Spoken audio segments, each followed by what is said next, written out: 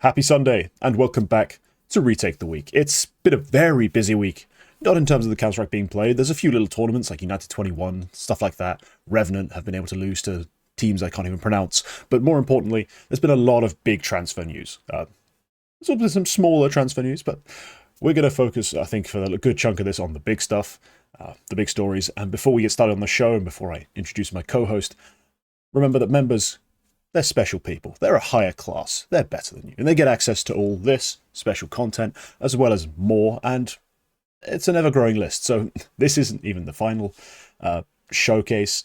There's plenty more to come. There already is plenty more on there. So be sure to become a member. It's cheap. You also get access to the monthly member Q&A, where you can ask us any question about pretty much anything, really. Although we do have our expertise. So yeah, become a member today and get access to all this cool stuff. But yeah, Quacke just recorded that entire thing with the BTS stamp on. We're just going to keep on going. We're just going to keep rolling. Fuck it. We'll pretend that never happened. And yeah. You know, you're going to taste what it's like, the behind the scenes segment. Yeah, trying to run it all whilst also speaking is a bit awkward sometimes. But Quack, it's been a busy week. You've had a lot of news as well, I think, from the Swedish scene. Has it been a busy time for you typing away for dust2.se? Yeah, it gets really weird when for the whole day there's absolutely nothing, and then everything comes and you need to really stress out about it. Like when we're gonna talk about it later, but when the Lekr0 and all of that news happened at the same time as I was prepping for the poiii announcements and I was recording interviews and stuff. And then all of that just kind of happens. It's like I just get a DM like in 15 minutes, Lekr0 is being announced, and I'm like, okay, what does this mean? And yeah, same kind of thing when ZTR kind of happened, because I actually had a little bit of an event planned in my Discord server for 6 p.m. and as soon as I press start event, everybody's like, "Oh, ZTR just got signed for Game Legion." I'm like, "Fuck!" So I didn't even know how to manage that, but I got an article out. Yesterday I got one article out because there was just no news, and I couldn't even think of anything to write. Like I couldn't even think of making anything up. Like yeah, so it's been a. Are you allowed to write op-eds, like just opinion pieces? Yeah, I am, but I've thought about that. There might be one coming today. Okay. Sweden is greater than Denmark. The four majors are a lie. No, but yeah, I'm allowed to do that, and I'm gonna do that because I wanna put my opinions out there. So today is a great day for that. So yeah, we might see Brilliant. some. Well, be sure to read Quack's articles. I mean, I know they're in gibberish, but Google Translate will translate it into English for those of you who don't read Swedish. And then you can and it's find good. out. You don't have to mistrust the quality of the translation either. I can just tell you, it's pretty much always spot on. Yeah, and it even translates Quacke's name to Quack, which is, I find it a cute little detail. But let's get into it. So it's going to be Eternal Truffle all the way today, and we're starting with the biggest news, the news I decided to make a quick video about, that racked up more views than my channel gets in like 3 weeks. That is G2 have announced Snax as their new IGL. Of course, I think for me, myself, I have pretty much the majority opinion of this is a terrible move. What the fuck are you doing? But I think a lot of people have that in their heads for different reasons.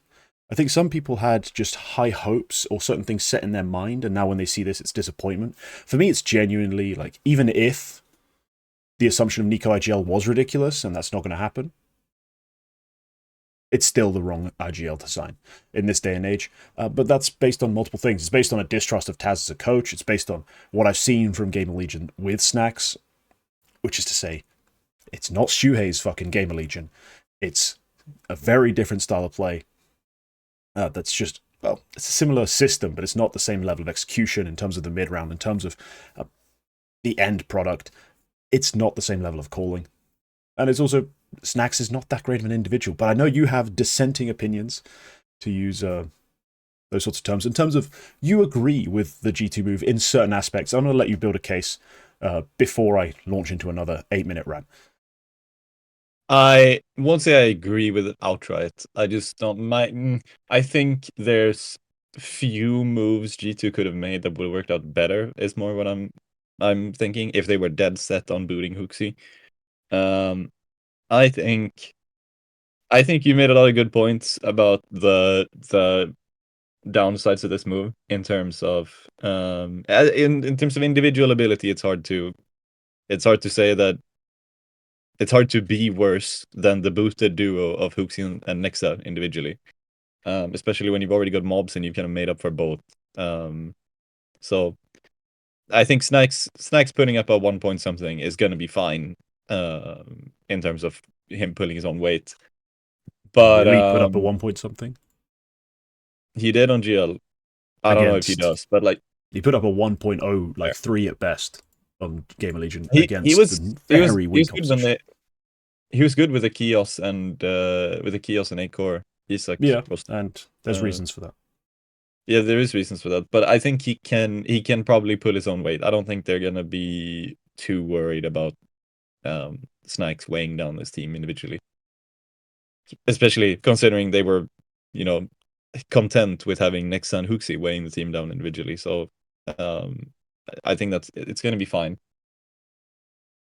But I think you make good points regarding the quality of leadership. I think GL had some strong points. They had some upsets, mostly when it was pretty obvious that they had time to sit down and prep. Like it was often the first game of an event where like they have plenty of time to prepare and anti-strat one particular team, and they had some upset games from that. So, and I think they had some of the worst T sides statistically out of anyone in the world. Just looking at like round win rate and all that. But where I do think that this move could work out is that from what Stewie said, which is a lot of our insight into G2 right now, is what Stewie said in that one thing with Maui. Where he's got fuck, I lost my train of thought. All right. No, Taz seems to not really have that much respect within the team in terms of how much he can change about the team's dynamic. Like what he said was basically there's a lot of ideas coming out of Taz that don't really get respected. I don't know if that's true. Stewie also didn't know like he was pretty obvious he didn't know fuck all about modern CS in that interview. So I mean, what does he know?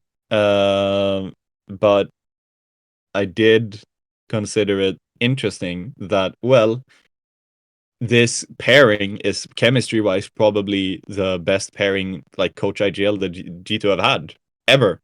Like you compare to it would have been Malik Nexa compared to Extas LXCB compared to Extas HooXi compared to Swanee HooXi compared to Taz HooXi.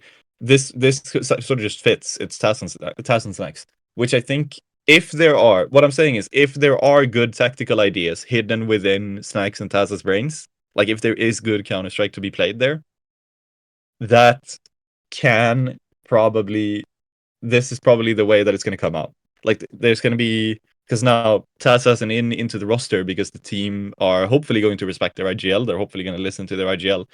And Snax is going to be, very thoughtful of what Taz has to say and what Taz how Taz wants to play the game. And in that sense, like if there are ideas to be unlocked here, then that is going to be perfect. But there's not a lot of evidence that there is. So I guess that's a downside. Yeah, it's if you're meditating this move on the idea that these two will unlock what deeper strategies can be unlocked using their minds, just because there'll be a certain level of respect, is what we're saying. Like the authority of Taz amplified by the presence of Snax actually allows them to institute the game plan they want. Yeah. Yeah, I guess.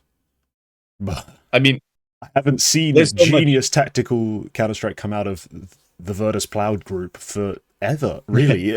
Like, no. That's not been their motto, that's not been their method. What has been their sort of bread and butter historically has been an insane tenacity and self-belief. That was predicated on like the full 5 plus coach being completely bought in and fanatical in their belief, like realistically, and that's what caused so much drama, so much tension towards the end, because it was like very, I don't want to say violent, but like it was a very emotionally charged sort of roster. They were all very invested, so I don't see it really being a tactical masterclass. But the problem is, I pointed this out in the video, and I'm going to say here again, you can trip, sneeze, and slap like the keyboard at random if you're the IGL and coach of this team, and somehow win a tournament with those stars you have. Like that's the problem we're gonna face as like people like me who are gonna be critical of the move, say they could be better, is that of one of the next 6-7 events they could easily make the grand final or win, just because they are niko, m0NESY, mabsmd, and when he's on a big fucking stage, Hunter. Like they are a pretty legit foursome of like fraggers. Yeah. So despite Game Legion, Snax, I don't know why I said Game Legion. Despite Snax not being the best IGL on Game Legion, having the second worst T-side round win rate of applicable teams by volume over his tenure in Game Legion, despite that, yeah, just having this team around him can still get them far. So I don't think it really will end up mattering too much in terms of their overall results falling off. The reason we wanted moves in G2 in the first place, though, the reason why this was such a big deal is because it's G2. They're supposed to be the premier, or one of the premier esports brands. They're supposed to be era-setting, era-defining. They just haven't been, though. And they've squandered opportunity after opportunity by making silly IGL moves, changing the wrong players, not changing enough players. I mean, hell, this is a roster that changed IGL, who made a grand final of a major with 2 duds alongside himself, and then didn't give the next IGL half as much time as he needed, despite having finally given their team some talent. Then they made another they just keep making these changes, keep bringing IGLs who are either duds or not given enough time, and then it just never goes anywhere. So I think they do have a problem of execution on the GM front. Like what they do just rarely works out, and I think this is another example of a silly idea that won't get us anywhere. Now, I've seen some people, like I did feel pretty strongly about the whole nepotism front, essentially, of like, this is, nepotism typically refers to family, but still, we're talking like a friend getting a friend a job.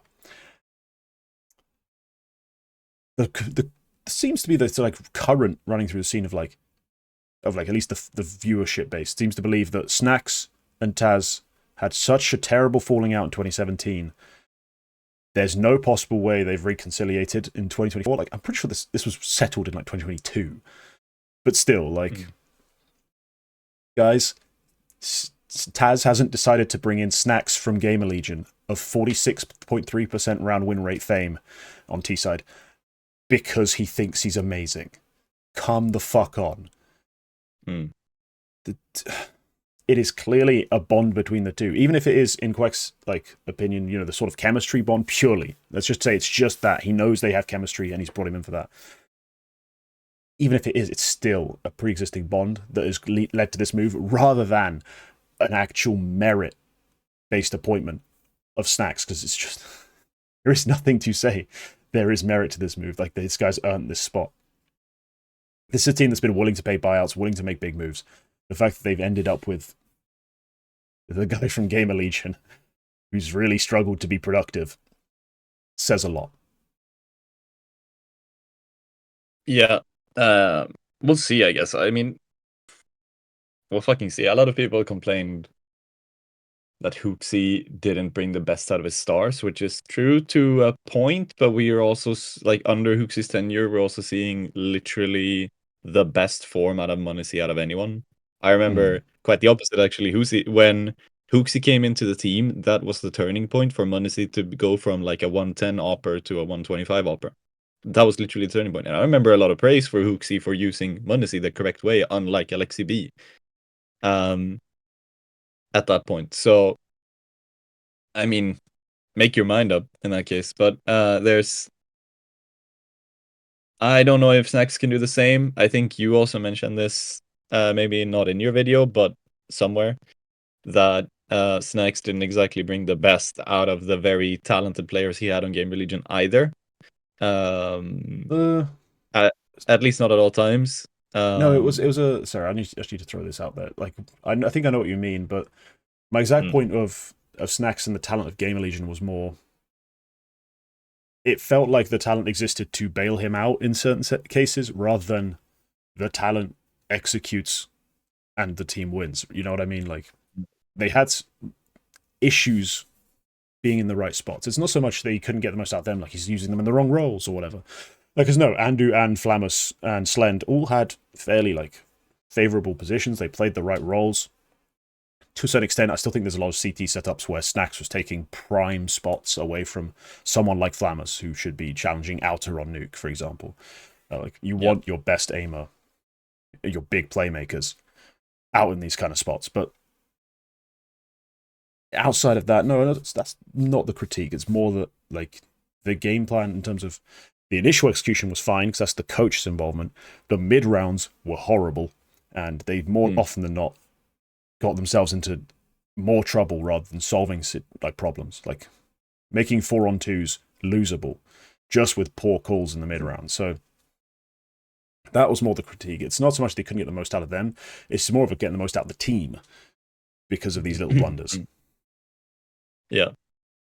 Anyway, if we're gonna move on, we should talk about Gamer Legion as well, which was the other component of this big move, because they were left without an IGL, and they have picked up ZTR, which is Yeah. a transfer that I'm quite happy about. They picked up arguably the best IGL available to them. Yeah, maybe. And That might be entirely true. I don't know what the free agent market's like or the cheap buyout market's like, but ZTR probably wasn't the biggest buyout, if he was a buyout. I don't know what his status was. But in any case, no, he was a solid IGL in his time on Metasport. I was personally kind of surprised when they let him go. Yeah. Because I thought, like, I understood, like, my own questions about the team's, like, structure and the limitations imposed by having a support AWP and the way they want to play. I thought they were making changes to just change direction, but turns out Metasport really haven't. They've kind of they've changed things up, but it's not that different in terms of the overall team structure and team composition. But ZTR I thought did a solid job. Bringing him in here, I mean, I joked about it. I'm going to bring it up now. My hot take. If I had to be on that bloody hot take point made show, this would be my leading take in the next episode. Is Gamer Legion would be better in Shanghai than G2. Absolutely absurd considering, like, the quality of players, their tenure. Like, it's a ridiculous take, but it's a hot take for a reason. Yeah, I don't see how this move really makes the team worse. They're going to be playing in the RMR close qualifier, I believe, based on their ranking. I don't think it's ridiculous at all. They have so much talent on this roster. They've just brought in another IGL. They've still got a Tier 2's best coach, I think. There's no one in Tier 2 coaching who's better than Ash that I've seen. So yeah, this is going to be a slam dunk move. Volt transitioning to support, I think, has worked a treat. Like, that's been a really positive sign. So I'm hyped about the Game Legion moves. I'm hyped about the Game Legion roster. I mean, I'm a big fan of aggressive young riflers. Flammus, Andu, two of the, like, most fun to watch. This is going to be a slam dunk. I love it. Yeah, and it makes the team very young as well. They average just above 20 years of age, because Volt is the oldest player now. And 3 of their guys are 19 years old, which is kind of crazy to think. It's a banger move. It's a banger move for CTR. I don't know if there's anywhere else he could have landed which would have been better than this. And it is cool that it is. For Swedes, it's a bit concerning that ZTR was removed because Metasport didn't think that he could go far with his leadership qualities. And then Ash comes out and describes him as someone who is very similar to Sui and who really fits the way we want to use our players, and basically he moves upwards in that benching and gets placed on a team which is absolutely going to want to move upwards. So it's a bit concerning from a Swedish point of view. Like, what does that say about Metasport and their management? But I guess time will tell with the moves that have happened. But in terms of this particular move, I think it's going to be an absolute banger. I think they have incredibly skilled players. Finding and really putting Andrew onto this team as quickly as they did He was is there. He was in really their academy. Like, yeah.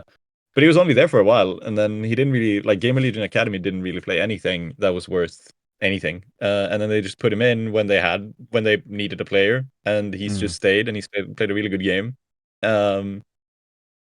Absolutely Pogger to find him and put him into the team as quickly as they did, because he didn't even really he didn't even exactly blow up tier 2 before they picked him up into the academy. So that's just a great ass sign. Like that's just a great ass scouting. So yeah, great pickup of him especially, and then finding Slend and Flamus, maybe picking up the best pieces out of teams worse than them. Volt, like also, really probably being on Gamer Legion has probably allowed Volt to make the most out of his post Paris success. There's nobody else on that ITB team who have done anything more. And I think absolutely being part of Gamer Legion in particular is probably the biggest reason why that is the case. Like why he's been able to cultivate that kind of success out of such a good event. So yeah, all pieces of this team are really great, and I think CTR it is also a bit of a do or die for him. I think if he doesn't work out here, I think at that point people might they might stop considering him one of the better IGLs in tier 2, which is definitely the status he had before. And at that point it might be, well, he got booted from Medisport and now Game Legion failed. Why should we sign this guy? And he's gonna have to do like that whole redemption thing again. But so in that sense, it might be a final chance for him. Like ZTR haters will think this is his final shot. ZTR lovers will think this is just a natural move in the progression where he should go. Great pickup. It did seem from there's an interview coming out with Ash soon. I know they mentioned this in the HLTV mentioned this in their announcement article for CTR, and they actually put a quote from that interview in there where they said that his calling style is very similar to what Sui was doing, and it really like his idea of how to play the game fits really well with the players they have now. And that just, to me, that sounds like, wow, they've really done their homework when it comes to recruiting. That's great. And it also sounds like we're going to see, and this time it's going to be with players who can hit a shot once they do make the silly push. We're going to see a return of the Gamer Legion. We anti-stratted, this smoke is liable, we're going to push it. Like, that's going to be the return of that level of Gamer Legion, where you've got not just Snax calling his own number, but a bunch of players freed up to playmake, but it's like still out of the strat book. Like, it's going to be kind of crazy. That really, I mean, it's fun if you're not watching like Game Legion Runa Major, but it's fun when they're doing it in lower level CS and in the qualifiers and their initial matches where the prep is so solid. But yeah, that's we're gonna see them in Blast. Legend. We're gonna see them in Blast in a couple of weeks' time, because for this year they still have the partnership. Oh, okay, cool. And then which is going to be just before the major qualifiers, and so they could probably put, like, if they do, no, maybe not even a top half finish here, but maybe like just don't end up last in Blast groups, they might actually make it straight into the RMR just off of ranking points, because this is happening right before the invites go out. What's the cutoff? The 5th of August? 7th. 7th. Okay, yes. Yeah, of course, we don't know when the final. We don't know when the final ranking update before that is going to happen. That's just when the invites go out. But I'm assuming that they're gonna, since the ranking update is just a program you run, I'm assuming they would do it on the same day to make sure they don't miss any games. But this is also Valve. We have no fucking idea. Yeah, true. If they end up in the same group as G2 as well, that'd be spicy. I love that. I mean, maybe the players don't have any animosity, but like as a viewer, storylines, the investment in the narratives, that'd be great. So that's the moves from the Gamer Legion G2, basically switch ups. But the next one is, well, he's kind of the talk of the town as GM/coach, and he's made another change in Bleed. Nexa has come in for Farven. Thank the heavens. There are some opinions I can have about should Vladin have come in for Farven anyway, but honestly, it may be a better fit in the long run. But that's the move that's happened. Bleed have now basically They started as a roster of nobody you've ever heard of, and now their roster's Jacob, Nexa, Hampus, Nork, and Cypher. Mm. This is pretty spectacular in terms of like roster shifts, like up, up, up, just constantly grabbing pieces that are being dropped off until the roster is fucking primed to try and take that shot to tier 1. Like they've not had everything peachy clean in tier 2. I mean, they have missed out on a couple qualifiers, like the Sky Esports one, and they just lost to 3D Max in the final. They've dropped some lands, like they lost on Mason Nomadic String Masters to Mongols fairly convincingly. So we know they were still falling a bit short. And Farven, he never looked that good in the anchor roles, in the bitch spots. Like he just wasn't. It didn't feel like the right fit. Like it always felt like Farven, when he shined before, he was more of a playmaker, and this was a bit of he was like the odd man out. I think they've made the right move, and I think this is a chance for Nexa to just get back to the work, you know, like out of the spotlight a bit. I think it's a great time to just put the work in. Maybe, I don't know, just find a space on this team and help them come back up, because they might need some assistance with like some of his like input in terms of his second calling as well, just to help out. Because I know guys, like, not everyone is comfortable doing that. Maybe Farven wasn't either, and that's something they like. Yeah. So yeah, bleed Nexa, I think a decent move. Not land breaking, but like it's a culmination of all these changes, these little upgrades they've made to make Bleed just look like a really complete tier 1.5, making that last step up sort of roster. Yeah, I think there's no more moves you need to make on this team. I think this is the team that Bleed are gonna have, you know, for the foreseeable future. And it's definitely a roster that probably could do quite a lot, by the looks of it. Next obviously has some proving himself to be done, but cutting Farven for Nexa is pretty much a no-brainer move. Like you said, it didn't seem like a good fit. Kazad said basically the same thing. Kazad said that Farven would absolutely have stayed on if it wasn't for the fact that they needed an anchor and Farven wasn't an anchor. So like he just didn't fit there. Like that was not good for him, and it's not good for the team. He did say that the decision for the anchor spot was going to be between Vladen, Nexa, and JKS, and I'm assuming JKS just flat out said no. But Nexa is also not at all a bad second option. I'd probably, like, out of Vladen and Nexa, I'd probably take Nexa as well. Vladen is good, but I think Nexa just brings that sort of sense, that sort of experience that is gonna could be valuable, and like it just leaves no questions. Like if this doesn't work, then it just doesn't work. So yeah, good move. I don't have a lot more to say about it. If Nexa can find his like imperial / crazy sort of form, which is what put him in G2 in the first place, then we're kind of golden. I mean, he's not going to do that from the anchor spots where he is, but I think he was playing like fairly anchory and lurky even on those teams, and he still managed to pop like a 118 rating. So it's like he hasn't moved too much in his positions over the past 5 years. So yeah, it's gonna be cool to see. I don't know when they debut, but I'm kind of looking forward to it. It's probably going to be some other online cup or open qualifier, but yeah, we'll be keeping track. We always like to keep tabs on this team. But yeah, that's a pretty cut and dry sort of roster move. We don't have much to add to that. There's not too much controversy surrounding it. It's just finally a Bleed team that doesn't seem to have just a random oddity thrown in. You know, everything seems to be lining up quite nicely for them. Which brings us on to the next move that's not official yet, but strongly rumored, and one we can have a lot of opinions about. Liquid they've been watching Retake the Week. They've taken notes. They've been trialing Prospects of the Week, apparently, and they're going to be signing Ultimate, the Polish player who was most recently on Illuminar, I believe.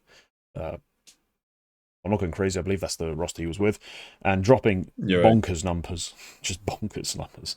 And yeah, they've tried to take a shot, put him into tier 1. I mean, they've not got PTSD from the last time they tried to follow the Prospects and signed Rainwaker. They took that risk before. They put him in the wrong spots, to be honest, and he didn't perform, funnily enough, speaking English for the first time in a team. That's such a massive risk. Don't get it. But yeah, they've decided to go with Ultimate. As an AWPer, usually teams are quite happy to take the language risk on AWPers, I've found. Like you'll see like NA teams, they'll sign foreign AWPers with no hesitation. And yeah. it's not a big language risk either. He has played in English before. He Yeah. played on NOM just before Illuminar, where he played with some Israelis and some Macedonians. So he's capable, I think. Yeah, I think there's always a difference playing with other second language English people and playing with first language English players. I'm going to be honest. I think there's probably a difference fair point in the way they talk, but I'm sure it'll be fine. I'm sure it's obviously it is a bonus. So I think it'll be interesting to see how that works out. It just opens up these questions though. Like when you look at the movie, like Ultimate in, we think Skulls is out. That's also rumored. Skulls to Furia. Pretty much confirmed. Pretty much confirmed. The reason why it's pretty much confirmed is because they put this weird vlog out about why their old team failed and then removed it. But part of when it was still up, part of the reason, like it basically confirmed the move because when they were like talking about and then a bunch of roster cuts started happening. One of the articles they flashed was rumor Skulls being sold to Furia. Like they're. Right. Yeah, I think maybe that's why they took it down. Is because the Skulls move isn't official yet. Like maybe that's why. So yeah, so we'll see. Yeah, there's another spot to fill then on the team, and there's still the question mark of who's actually going to call. I mean, I know some people like the idea of Yekindar moving to calling just because he's not a star rifler, so why have him on the team otherwise? There's a heated debate basically ongoing of like, should Twist take this risk at all of becoming a caller? I'm kind of in the midst of this. Like, I'm not really settled because I still think they should just get an IGL instead of Skulls. But the question mark is then who? Because you're not going to get Nitro. He's just, well, we're technically going to bring it up later, but he's signed somewhere else. Surprise, surprise, shocker. No spoilers, but so I feel like that empty roster spot is just staring you, like eyeballing you when you're trying to think of like what to say about this Liquid roster. If that fifth is a quality IGL that we've not seen coming, like they go out and they get Glaive, like G2 should have, then what the hell? Like this is a different prospect entirely. Like they've all of a sudden like added that sort of hard entry support role that you kind of feel is missing, like in this current composition. You've added a quality caller who's done it all at the highest levels and, built teams up. He's had a few runs with like weaker teams that show there is something to him. I still think he's another roster being truly successful away from being truly like pantheonic. But he is one of the greats for a reason. So I think a Glaive signing or just something else we've not expected or not seen rumored could put a lot of doubts to bed.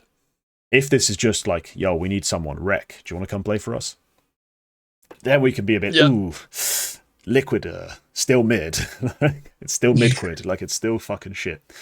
But we'll see who the fifth is. But Ultimate, I think, by itself on the talent front, should be fine. To burst that bubble a bit, if you are putting an actual, a good IGL who's probably going to be European into this team, you need to cut Yekindar as well. Because there is no fucking way that you can find they need the America's armor basically. Oh right, and if you put I forgot that fact. If you have Yekindar Ultimate and a European IGL, you're not getting that.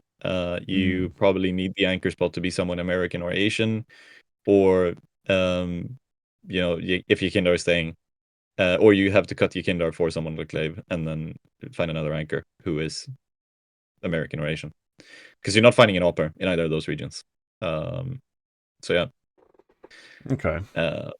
Puts a hamper on that. I think it has to be Twists or Yekindar taking this, or both. I think what someone said is that the move kind of makes sense for Twists, no matter how good or bad he is as an IGL, because like it's really a move that makes Team Liquid his team, because that gives him a lot of stability, like moving forward. That like, all right, he's still in Europe because Liquid are Europe based now, sort of.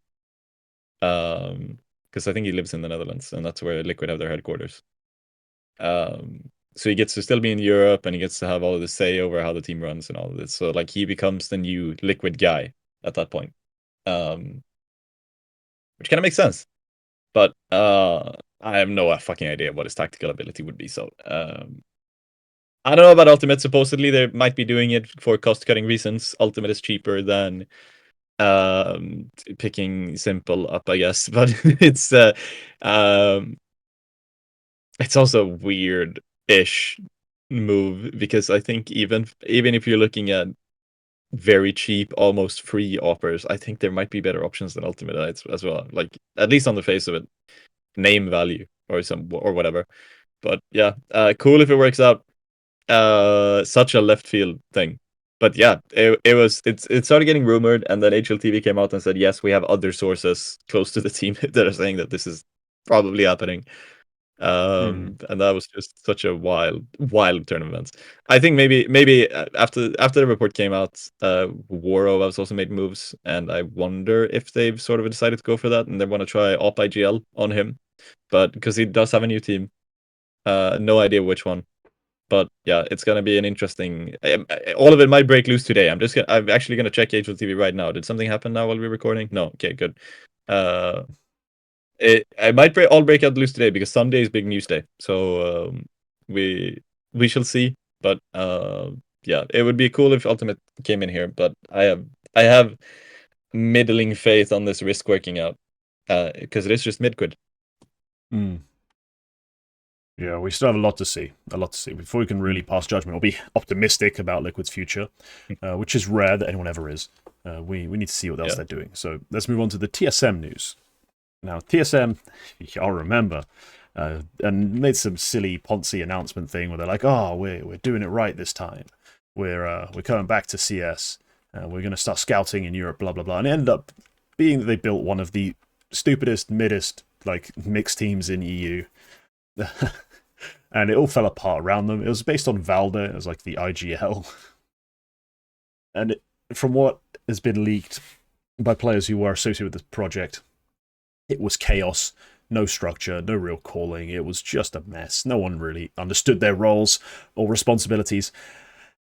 And then things just went wrong. And so players have left. They've basically had to rebuild from scratch.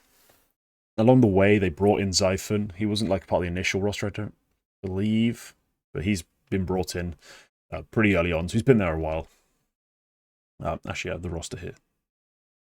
Yeah, no, he did come in to replace like Inters or something. But like, they've now rebuilt fully Danish. They've kept Valda, they've kept Zyphon, and they've brought in Niko with a K, a little K, who's Danish, acoR, and Altekz, which is a bunch of names. Not everyone might be too familiar with anymore, because acoR's been out in the cold, well, since, when was he benched exactly? March 2024, so he's been out in the cold since March. Deservedly so, based on his form. The majority of Game Legion time, he's just not been that hot. But there were times when on Game Legion he looked like he could be the old acoR, and people got overexcited, but he just really wasn't. And yeah, they had to make that cut, but he's found his way onto this team. Altekz, most recently on poiii. I'm not going crazy. Yeah, poiii and ex-poiii. He was an Astralis talent member. A solid rifler, if there ever was one. Can't he really even played too much. He even played on the main team. He did, temporarily, yes. So yeah, can't complain about the Altekz signing, I'm be honest. I kind of like that. Yeah, but Niko, were little N, little K, from Denmark. Apparently, he's played a little bit on like Granny's Knockers, on 00 Nation, on Sashi. I haven't noticed him since OG. I'm going to be entirely honest. I had no idea he even played on Granny's Knockers. Honestly, I thought Granny's Knockers were Lithuanian at this point. Unless there's another team using the same moniker. There was a 00 Nation time, which is also very short and meaningless because they didn't do much. Yeah, they still are listed with this Lithuanian roster, so I don't know what that's all about, but hey, most importantly, Niko's here. That's the fanfare you expect, because what the hell, we don't know what to expect from this guy. It's been so long, and he wasn't that brilliant when he left, so I wish him the best. But I think the power of the Danish 5-stack, it just doesn't have the same aura as it used to. I think a lot of teams have moved away from it. International rosters are obviously very in vogue. The only one still standing, still competing, still putting up anything resembling results. Not real, like, title-winning results, but we're great in groups result is the Astralis team. So Mm. we'll see how they compare. Obviously, they're not going to have the same opportunities Astralis do. So that'll be a grind to watch, I think, for TSM to see if they can make it up. See if they can return the Danish 5-stack to its former glory and give it the power it once had. Something that makes this signing interesting is that Regin came out and did a very candid interview with us to Denmark, which where he basically said that Config and BlameF were really close to joining. Like, I think both NIP and Fnatic had agreed on the buyout. BlameF had agreed on the TSM contract. He was just holding off to wait for other opportunities, and then Fnatic came along and he decided to go for that instead. And Config was sort of hinging on, if BlameF goes, I will go, but otherwise he wants to also hold out for a better move. Which I think would have made this team really interesting, especially niko. Not especially BlameF over niko would have been incredibly interesting, but yeah, we didn't get that. We got this. I like the Altekz signing. I think Altekz even over Config would have been a better move in my opinion. So I think they made a good move there. In terms of niko, I have no idea. I know he can do, like, career-wise, he has done a lot in the past. Like, he has been a player who could pull his own weight and even a bit more. Like, we're talking pre-pandemic era. We're talking a while ago. Yeah, we're talking a while ago, but he could. And like, if we're, if he unlocks that, like, he could do it again, I guess. He had 400 maps on Heroic where he put up a 108, which was best on the entire team, and that's kind of insane. Save for Yugi, who actually played above him. But yeah, it's just been kind of middling. I think he's been a solid support player at times. Like, I think on OG he wasn't anything special, but he wasn't bad.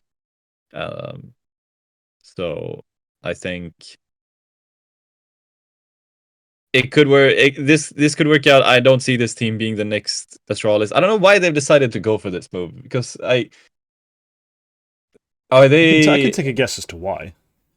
Are they just like, do they think they still have some sort of nostalgia for the Danish TSM roster? Because I just don't think that's true. I don't think anyone is thinking, wow, TSM are Danish again. Oh my god. No, because they left and they made their entire, they made their entire name, that roster, on Astralis. Like, that nostalgia now belongs to Astralis, not to TSM, because they fumbled the bag on that one. But yeah.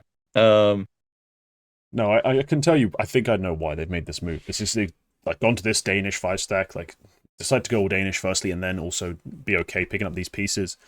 I think it's because Regin has had some like interaction with a lot of these players in the past. He knows what they are as a player, and he also knows at the base level he can get more chemistry out of 5 Danish dudes speaking Danish without having to work with guys who are from different countries, different cultures, different backgrounds, different teams, who've never played Tier 1 CS, who've never played Structured CS. He knows a lot of these guys have been in pro teams for a long time. They've been competitors. I mean, Altekz came out of Astralis Academy, which, whilst not productive for Astralis, has been productive for other teams in the past. That's the same place Zyphon started as well.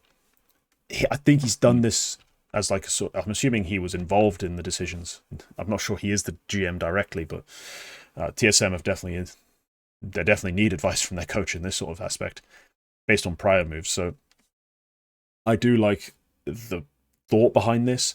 I just think the roster's missing firepower, elite calling, top level support pieces. Like, this is not a guaranteed Tier 1 roster, but it's a roster that can definitely compete in Tier 2, maybe get some results, and hey, take a swing at a major or two, which is what orgs that aren't really trying to be dynastic are aiming for.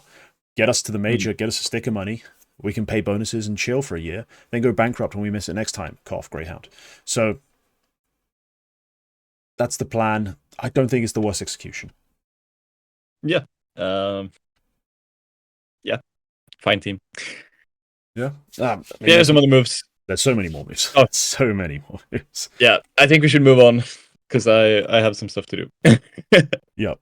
That's we'll try and keep a show below an hour. Impossible. That's the challenge. Yeah. But the next move, is Monte cutting Woro. Hades added. Is that confirmed or is that? I think that's No, rumored. rumored. But yeah, Monte. The rumor is adding Hades. There's been that leak. Was it from them with the flags? Like trying Yeah, to they did the intimate flags their where next it also roster. says Woro teased about having signed a new contract on Twitter before they put that move out, and they still put 2 Ukrainian flags on that bait. So there's Right. probably more. There's most definitely more players coming in. Because But it's what they said was Ukraine, Ukraine, Poland, Poland, yeah. Slovakia. So Stiko staying.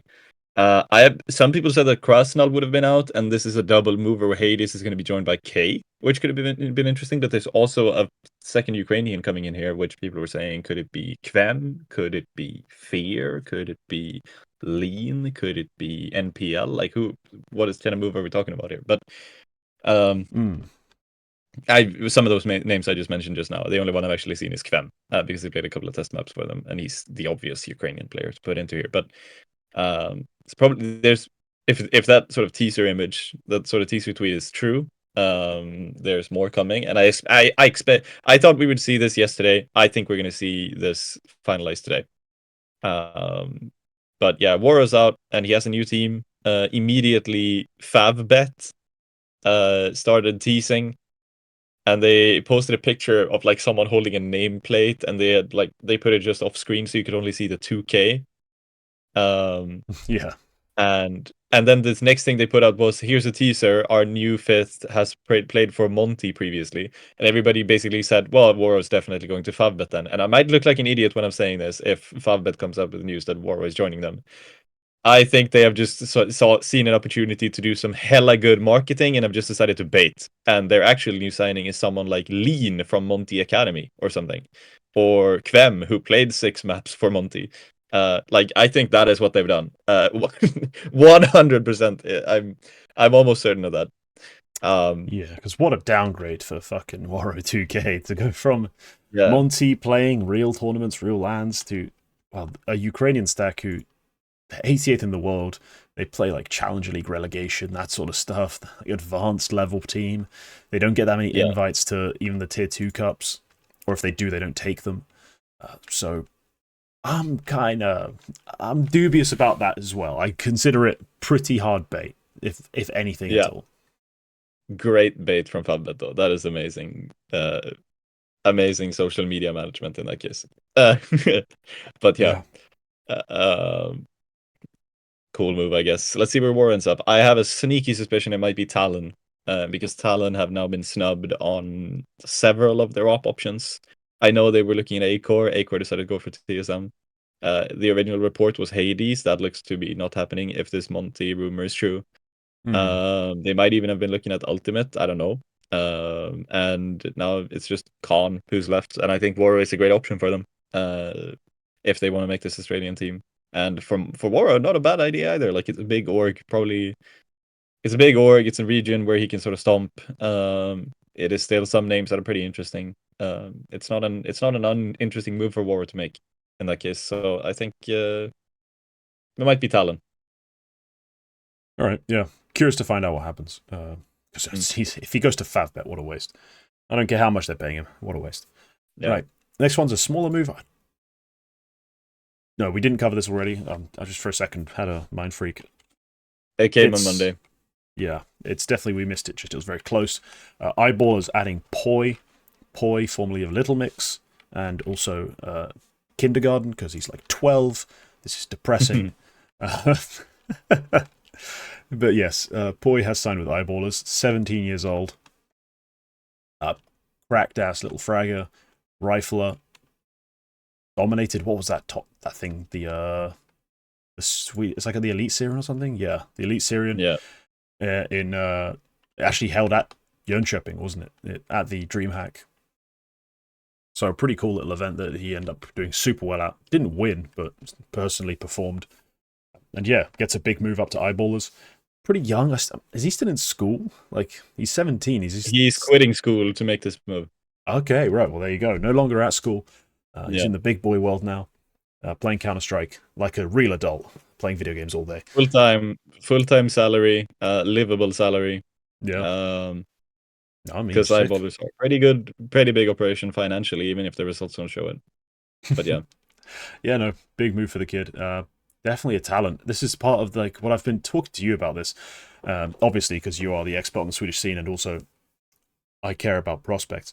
There's just an endless horde, a tsunami of Swedish like talent coming through. Like it's ridiculous how many talented kids that are coming out of that country. Like I know y'all got nothing else to do than play Counter Strike. Floorball, obviously not real. So I know you're just playing Counter Strike and pretending to care about things like this. So this is what's happening. poiii's coming out, but then we still have this list of kids that just never stop growing, including one who's just like, what, 2009 baby? Like, fuck. Yeah. I was in the second year of high school. Like, why is that a thing? Yeah. But yeah, it's amazing. We'll see how he does. I hope he holds up. Like, I don't see why he wouldn't, except for like, crippling anxiety or like pressure just breaks him. But the talent's there. What a move. We'll see what the future holds. I got a weird feeling that we're going to see more blue and yellow in the future of our pro scene, and I don't mean Ukraine. Oh, yikes. What? Oh, I just had a big bug. I thought we lost the connection because No, you just no. went. I just said something. No, You said yikes. I was like, what, did I say something? no. Good point. Good point. A great move for poiii. Before I go on, I did just check Favbit's Twitter. Their fifth player is Marix, who apparently has Ukrainian origin, and also played 2 matches Does he? on Monte. Okay. So yeah, it was just mega bait. It was But mega bait. everybody who paused the episode to comment, actually, Favbit signed Marix. They announced it yesterday. You can now leave another comment saying, "I'm sorry, I didn't listen to the full episode before I said anything." So yeah, poiii, great move. Big credit to eyeballers for like taking a chance on a player who didn't play for like full time on one of the big orgs. Because we have just been recycling talent. I thought about this. Over the past year and a half, there's only really been 3 times when one of the big Swedish teams took a chance on someone who wasn't like established with the other big orgs, like the NIP, Godsend, Metasport, whatever. The last time we didn't recycle talent, basically, in Sweden. It's only really happened 3 times in the past few years, and it was Joel, it was Arvid, and now it is poiii. Those 3. Joel was obviously a big flop for Godsend, as in for the org. Arvid hasn't really worked out too well. Still holding out for Arvid. And let's see how poiii works out. But it's nice that they're taking the chance. I don't think there was another move they could have made that would have been much better. Not in Sweden. No, there's no established talents that I'm particularly in love with in the tier 2 Swedish scene. Yeah, there I am.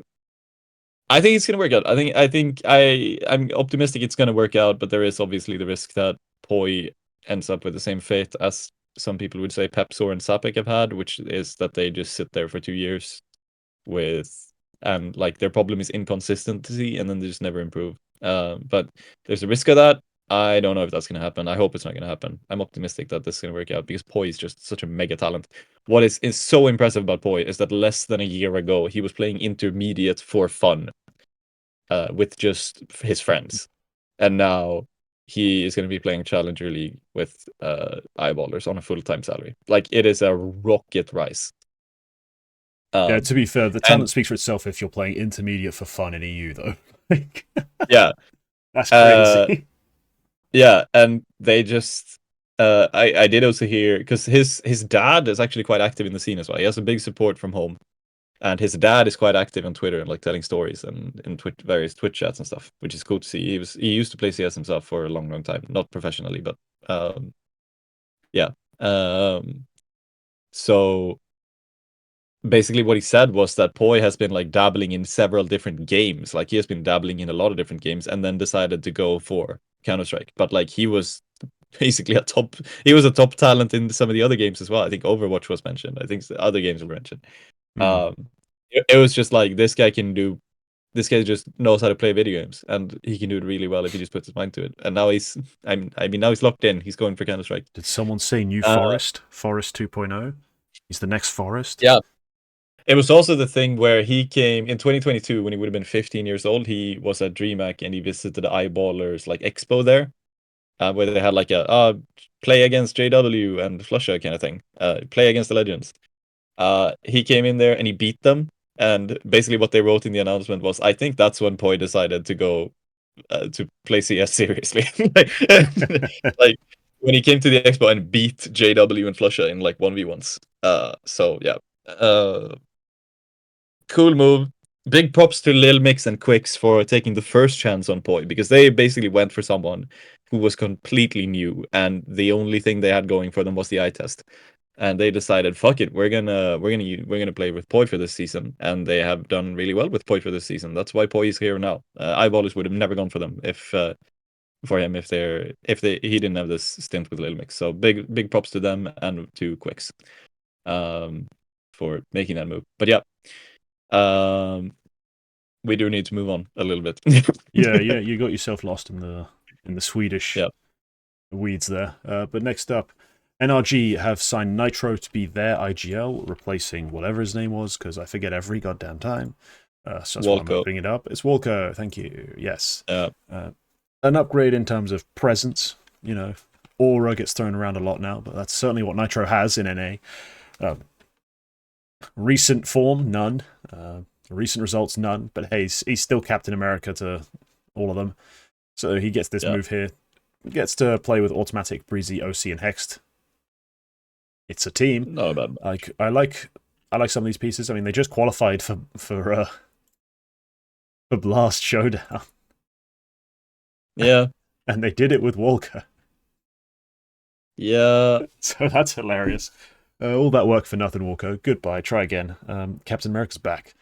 We'll see how long our abusive single father actually sticks around this time. But he might just walk out on the family again. So we'll find out. I don't like this move. I think it's cool in terms of presence, but what the fuck? Have we not learned anything about in NA? Have we not learned anything about taking tier 1 established players and bringing them into tier 2, hoping they just make magic happen? Like, fucking pick a game, Nitro. That's just what I'm gonna say. I don't rate this move. He has name value. He can probably bring a lot to the table as well. I think he is tactically fine, or has been in the past. He obviously has had success. I think it was cool that they went for Quacke. It was cool that they decided that, okay, we think Quacke is going to lead us to success with these very established and good players that we already have. niko is not a straight upgrade, I don't think. I think at least for this team, I'm not sure that he's a big upgrade. So let's see what happens. But yeah, I don't have anything more to say about it than that. Pick a game, and I guess it's going to be Valorant soon either way. Yeah, it's there's no guarantee of an upgrade here, so I'm a bit shocked. But no, they went for the name. Good luck to them. I think this is a kind of a spit in the face for Woro2k. Just like, hey, thanks for calling our team all the way to the Blast Showdown, giving us a chance at legitimacy, because we never make it out of our own scene most of the time. But anyway, here's niko. So, next. BC.Game have pretty much finalized their roster now. They have added Lekr0, they've added Prime Taps.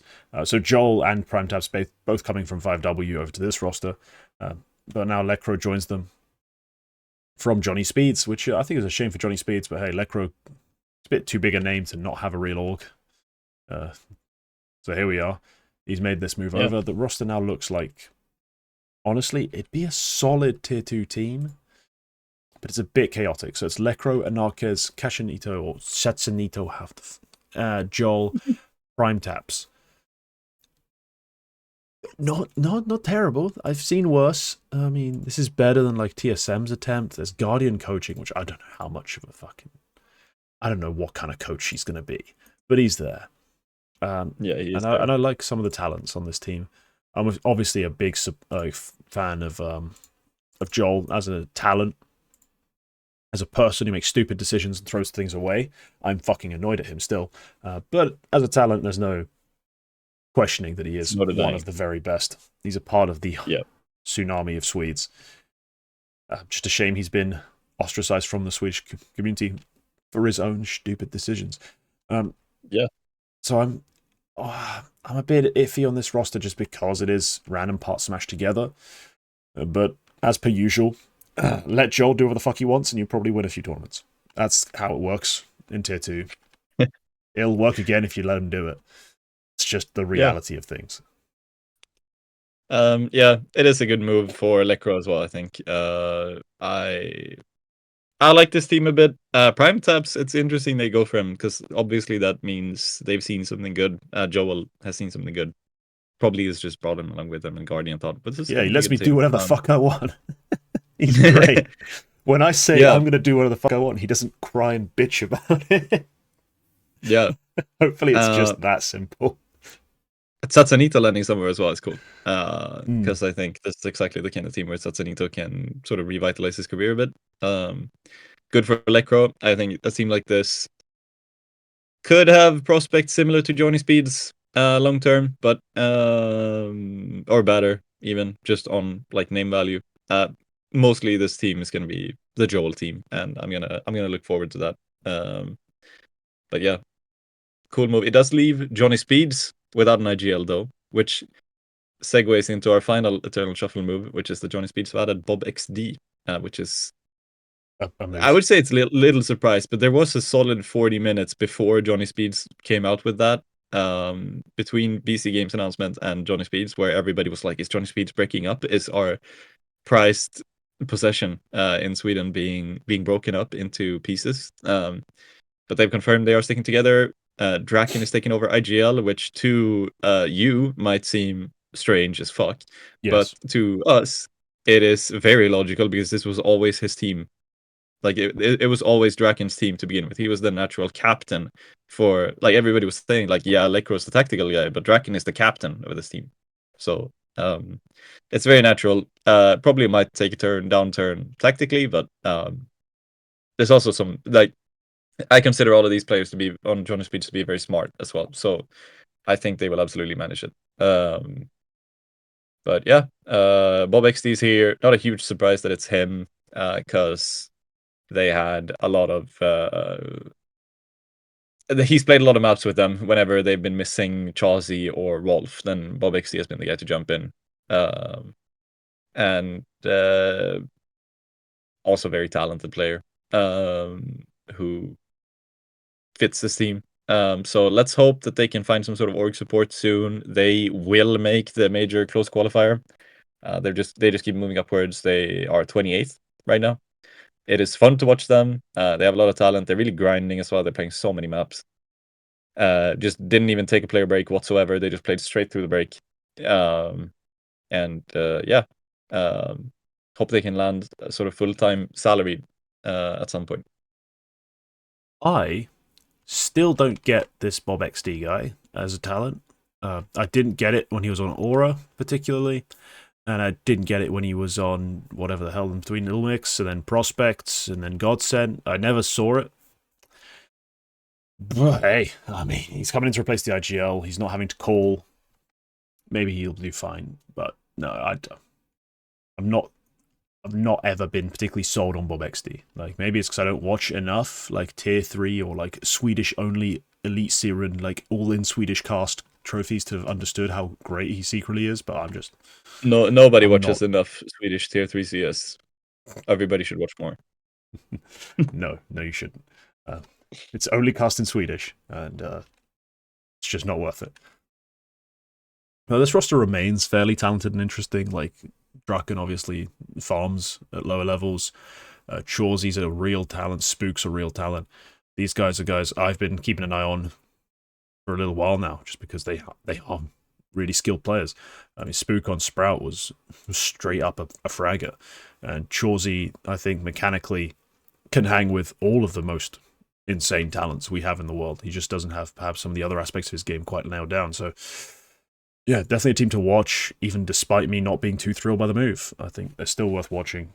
If he can fill in roles and keep the team ticking, I'm happy. But shall we move on to our final segment? Because we decided to throw something in here that wasn't actually a roster move. It's a counterpart to the Dr. Duck's diagnosis. It's Quacke questioning me.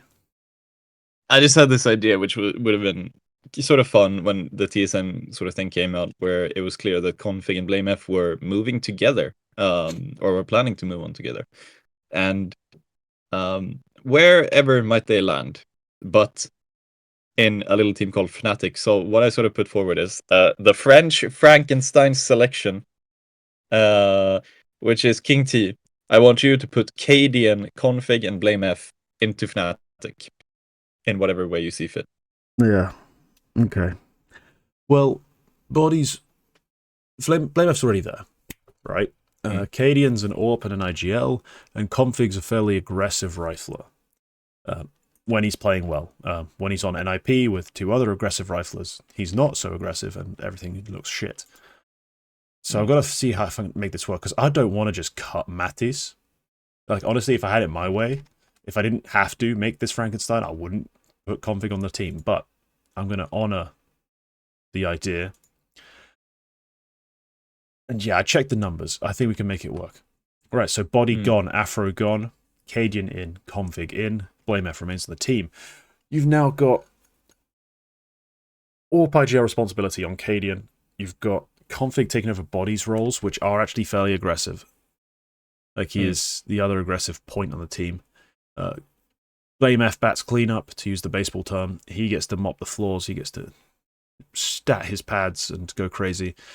And Crims is my support. Cadian still has to... We still have to make the Cadian system work. But I think you have the talent to do it. And potentially the buy-in. I'm not... Actually, no. There's no way you have the buy-in. But hey, we'll pretend you do. I don't think the team gets worse. I still think you have similar weak points. Your AWP still ain't great. Your calling might be... Yeah, it's not... I don't think he's a worse caller. I just don't think he'll be particularly more effective just in terms of what he needs from his roster. And you still have question marks on the second entry guy, like the support entry of body now being replaced by Config. I'm still a bit like, is it good? Is it going to be that effective? But I don't think it's that much worse for roster. I just don't think it's worth making the moves. I still think you need to upgrade Afro, but I don't want Cadian. All right. So I think a lot of people have been saying Cadian should go to Fnatic in place of Afro, because everybody's looking at Afro right now in terms of replacing him. Just to make this a bit more Frankenstein-y, cut Config. Who do you want to put in instead of Config if you're keeping Cadian into the AWP IGL spot?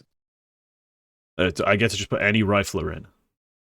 Yeah, just put someone in who's going to fit that sort of aggressive role. Oh, yeah, okay. You've just... I gotta go through the entire list of fucking riflers, goddamn. Who's someone I'd actually want instead of body? Because this is going to be proper Frankenstein in that case. And I can't just like sign any old cunt. Like, I can't just go, yo, no. me Mulbs MD. Let's be a bit realistic about this. A bit realistic. So I want someone who's more aggressive. Who's not going to be as aggressive as Mattis, because I still want him to be my like tip of the spear type player. Someone who's got a bit of nuance to their game, but isn't in the top 10. No, I also want them to be better than body. That's an important factor here. Yeah.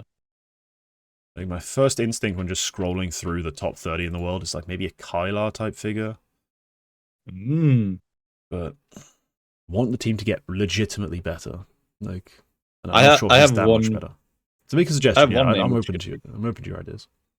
Language barrier completely disregarded. Mayonnaise. Mayonnaise, yeah.